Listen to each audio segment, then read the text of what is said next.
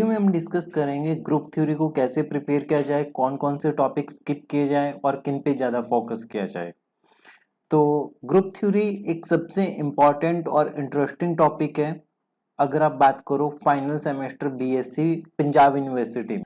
सबसे पहले यूनिट 1 में सिलेबस डिस्कस करते हैं कि यूनिट 1 में क्या सिलेबस दिया हुआ है आपके पास।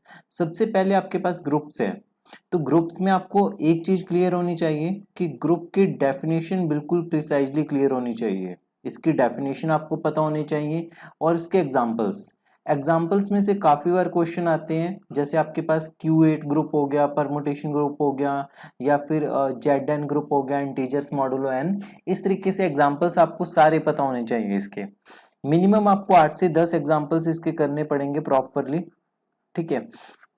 उसके बाद ग्रुप्स के बाद जो आपके पास 3-4 बेसिक डेफिनेशंस होती है, एक होते हैं सेमी ग्रुप की डेफिनेशन, एक मोनोइड की डेफिनेशन और एक ग्रुपोइड की डेफिनेशन। इनके बीच में सिर्फ आपको एक डिफरेंस पता होना चाहिए, मोटा मोटा डिफरेंस पता होना चाहिए। अदरवाइज ग्रुप और इसके एग्जांपल्स ये सबसे इंपॉर्टेंट है। देन ग्रुप के साथ ही आपके पास कुछ एलिमेंट्री प्रॉपर्टीज होती हैं ग्रुप्स की, जैसे कि आइडेंटिटी एलिमेंट यूनिक होते हैं, इनवर्स एलिमेंट यूनिक होते हैं। अगर आपके पास सेमी ग्रुप में कैंसलेशन लो होल्ड करता है तो वो ग्रुप बन जाते हैं। तो ये कुछ एलिमेंट्री प्रॉपर्टीज है। आपको एलिमेंट्री प्रॉपर्टीज के ऊपर फोकस करना पड़ेगा ग्रुप्स के। इनमें से एक क्वेश्चन आने की उम्मीद रहती है, एक क्वेश्चन आपके पास ग्रुप से। उसके बाद अगर हम बात करें सब ग्रुप की, तो सब ग्रुप आपके पास एक मोस्ट इंपॉर्टेंट टॉपिक है।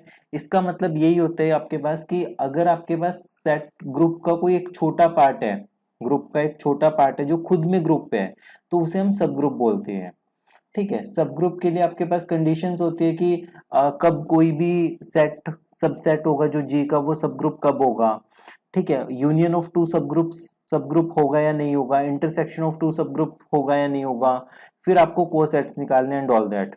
तो सब ग्रुप भी एक इंपॉर्टेंट टॉपिक है। एक क्वेश्चन आपके पास इस वाले टॉपिक से आता है सब ग्रुप से। सब ग्रुप के साथ एसोसिएटेड है लैग्रेंजे थ्योरम।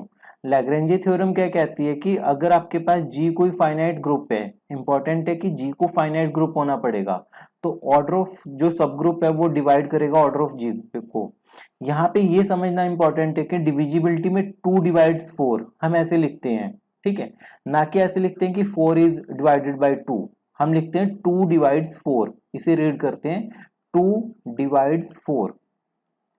देन सब ग्रुप के बाद हमारे पास है नॉर्मल सब ग्रुप्स है, नॉर्मल सब ग्रुप, क्वोशंट सब ग्रुप। आपको ये पढ़ने पड़ेंगे नॉर्मल क्वोशंट। नॉर्मल के बाद आप क्वोशंट डिफाइन कर देते हो, जैसे जी बाई एच। जैसे रैशनल नंबर्स होते हैं ना, वैसे क्वोशंट सब ग्रुप्स होते हैं, ठीक है, क्वोशंट ग्रुप्स होते हैं। तो ये आपके पास सब ग्रुप्स में 2 कैटेगरी आ जाएगी, एक नॉर्मल सब ग्रुप्स आ जाएंगे और एक क्वोशंट ग्रुप आ जाएंगे। तो इन्हें इसी सीक्वेंस में पढ़ना है। सबसे पहले ग्रुप सबसे इंपॉर्टेंट है, ग्रुप वाला पार्ट सबसे इंपॉर्टेंट, देन सब ग्रुप। इनमें से आपके पास मिनिमम 2 क्वेश्चंस बन जाएंगे। सब ग्रुप लैग्रेंजे थ्योरम, यहां तक आपके 2 क्वेश्चन पक्का होंगे।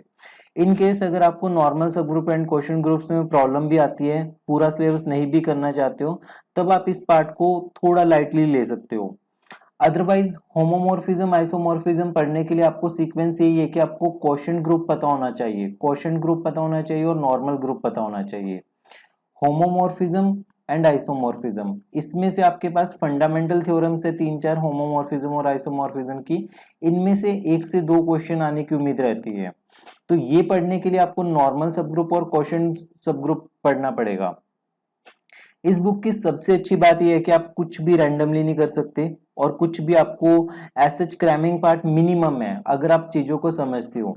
डेफिनेशन बेस है सारा कुछ, तो अगर डेफिनेशंस क्लियर है, एग्जांपल्स क्लियर है, उनके काउंटर एग्जांपल्स क्लियर है, तो आपको इसमें प्रॉब्लम नहीं आएगी, ठीक है। उसके बाद last permutation groups, alternating group और सिंप्लिसिटी ऑफ एन, ये कंप्लीट आपके पास एक सिंगल टॉपिक है। और इसमें से एक क्वेश्चन आपके पास मिनिमम एक क्वेश्चन पक्का आएगा। तो ये टॉपिक इंडिपेंडेंट है थोड़ा इससे, होमोमॉर्फिज्म वगैरह से, तो आप इस पे फोकस कर सकते हो परमुटेशन ग्रुप्स के ऊपर, ठीक है। तो यूनिट 1 के कंपेरेटिवली अगर आप यूनिट 2 पे फोकस करोगे तो यूनिट 2 ज्यादा आसान है। पर यूनिट 2 करने के लिए आपको यूनिट 1 के कॉन्सेप्ट्स क्लियर होने चाहिए, क्योंकि दोनों में सेम कॉन्सेप्ट्स ही चलते हैं। जैसे आपके पास ग्रुप्स में सब ग्रुप होते हैं, ग्रुप में क्या आपके पास सब ग्रुप है, तो यहाँ पे रिंग्स में आपके पास क्या होगा, सब रिंग होगी, सब रिंग होगी। और ग्रुप्स में आपके पास होते हैं नॉर्मल नॉर्मल सब ग्रुप। तो रिंग में आपके पास नॉर्मल सब ग्रुप की जगह पे आइडियल होगा, ठीक है। जैसे इसमें क्वोशंट ग्रुप होता है, उसमें क्वोशंट रिंग होती है। तो सेम सेम कॉन्सेप्ट चलेंगे आपके पास, पर रिंग वाला पार्ट कंपेरेटिवली थोड़ा आसान लगेगा जब आप करोगे। तो रिंग्स पे अच्छे से फोकस किया जा सकता है, रिंग की डेफिनेशन और इसके एग्जांपल्स। और उसके बाद इंटीग्रल डोमेन। इंटीग्रल डोमेन वो होता है जिसमें कोई भी जीरो डिवाइजर्स ना हो। देन सब रिंग और आइडियल्स। इनकी बहुत बेसिक थ्योरम्स है, बहुत ज्यादा इजी थ्योरम्स है, हार्डली 4-4 5-5 स्टेप्स में आप ये वाली थ्योरम्स कर लेते हो, ठीक है। सब ring and ideals, integral domain, rings. और उसके बाद कैरेक्टरिस्टिक ऑफ अ रिंग, जो कि या तो जीरो होगा या कोई भी प्राइम नंबर होगा। उसके बाद क्वोशंट रिंग, जैसे ग्रुप्स में क्वोशंट ग्रुप था वैसे रिंग्स में क्वोशंट रिंग है आपके पास। देन आइडियल्स को हमने दो पार्ट्स में क्लासिफाई किए, एक प्राइम आइडियल और मैक्सिमल आइडियल। और homomorphism, isomorphism theorems, polynomial rings. तो पॉलिनोमियल रिंग से आपके पास एक क्वेश्चन बनते हैं, जो ऊपर वाले जितने भी ये वाले टॉपिक्स हैं इनमें से 2 से 3 क्वेश्चंस बनने की उम्मीद रहती है। Then quotient ring, homomorphism, isomorphism से भी आपके 2 से 3 क्वेश्चन बनने की उम्मीद रहती है।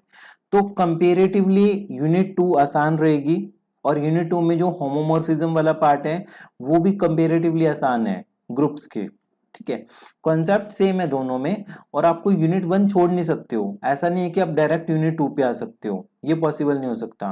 क्वेश्चन पेपर डिस्कस करते हैं एक बार। क्वेश्चन पेपर में क्या पूछा गया है। सबसे फर्स्ट क्वेश्चन है कि ऑर्डर ऑफ एलिमेंट्स ऑफ क्यूएट, क्या क्यूएट साइक्लिक है, जस्टिफाई। ये इजी कैटेगरी में लाई करेगा। अगर आप ग्रुप्स के एग्जांपल्स की बात करो तो आपको ग्रुप्स के सारे एग्जांपल्स पता होने चाहिए, हर एग्जांपल में जो एलिमेंट्स का ऑर्डर होता है वो पता होना चाहिए। तो ये बहुत बेसिक क्वेश्चन है, आप डेफिनेटली इसको पढ़ा हुआ होना चाहिए।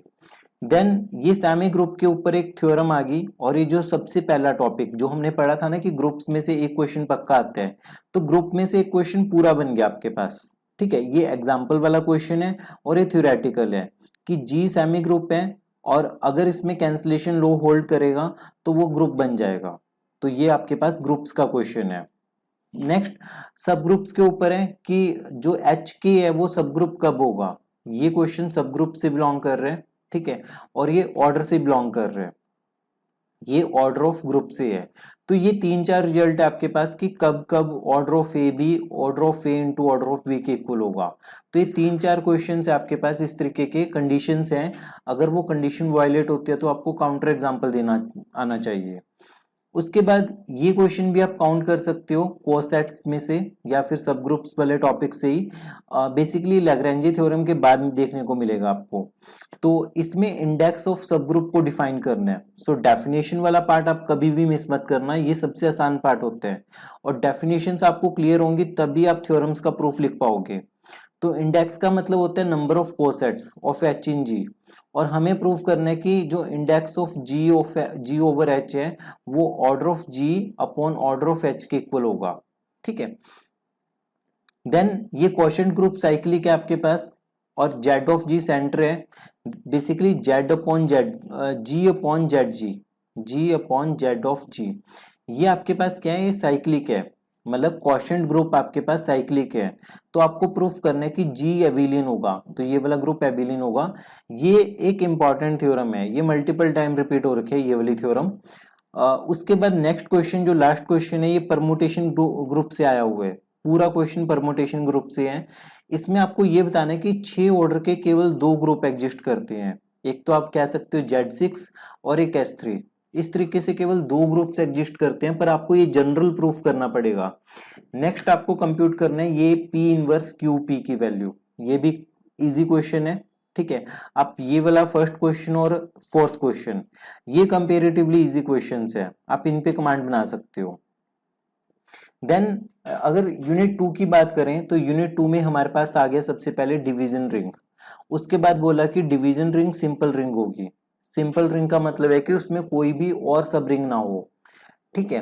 तो ये डेफिनेशन बेस है प्रॉपरली जो हमने डिस्कस किया था यहाँ पे, कि जो आपके पास ये सिलेबस है रिंग्स इंटीग्रल डोमेन, तो इंटीग्रल डोमेन के बाद 2 डेफिनेशंस आएंगे, डिवीजन रिंग की और फील्ड की। तो यहाँ पे आपको डिवीजन रिंग को डिफाइन करना है और उसकी वो प्रॉपर्टी है। उसके बाद आपको शो करना है कि ई एक रिंग है इवन इंटीजर्स की, ये मैक्सिमल आइडियल होगा। मैक्सिमल आइडियल का मतलब होता है कि अगर आपके पास रिंग है और ये मैक्सिमल आइडियल है तो इनके बीच में कोई भी और आइडियल नहीं होना चाहिए, तो वो मैक्सिमल आइडियल होता है। तो ये आपको प्रूफ करना पड़ेगा। ये भी थोड़ा आसान क्वेश्चन है, ठीक है। उसके बाद कोई कॉम्यूटेटिव रिंग फील्ड कब होगी, अगर उसमें कोई भी प्रॉपर आइडियल ना हो, तो ये इंपॉर्टेंट है। ये फील्ड के साथ एसोसिएटेड एक इंपॉर्टेंट प्रॉपर्टी है जो कि पता ही होनी चाहिए। ये सब हम डिस्कस करेंगे वीडियोस में, आप फॉलो कर सकते हो अभ्यास स्कूल चैनल पे। वहां पे ग्रुप थ्योरी की मैं वीडियोस बना रहा हूँ। अगर आपको डाउट है, अगर आपको किसी स्पेसिफिक टॉपिक पे चाहिए तो आप कमेंट बॉक्स में भी लिख सकते हो। अदरवाइज मैं ट्राई करूंगा कि ये पेपर सॉल्व करके भी वीडियो बनाने की। नेक्स्ट आपके पास है कि state and prove fundamental theorem of ring homomorphism. तो रिंग होमोमॉर्फिज्म ये फंडामेंटल थ्योरम से आपके पास क्वेश्चन पक्का मिलेगा, चाहे वो ग्रुप थ्योरी में मिले चाहे वो रिंग थ्योरी में मिले।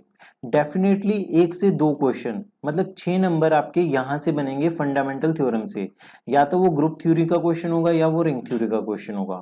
तो ये पूरा क्वेश्चन आपको शो करना है कि सेकंड क्वेश्चन में क्या पूछा है कि जो फील्ड ऑफ रियल नंबर है वो कॉम्प्लेक्स नंबर के आइसोमॉर्फिक है या नहीं है।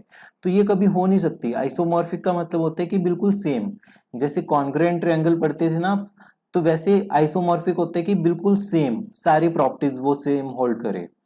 तो ये टॉपिक आपके पास है रिंग होमोमॉर्फिज्म से, और सबसे पहले वाला था डेफिनेशंस से, और उसके बाद लास्ट पार्ट है आपके पास ये पॉलिनोमियल रिंग से है।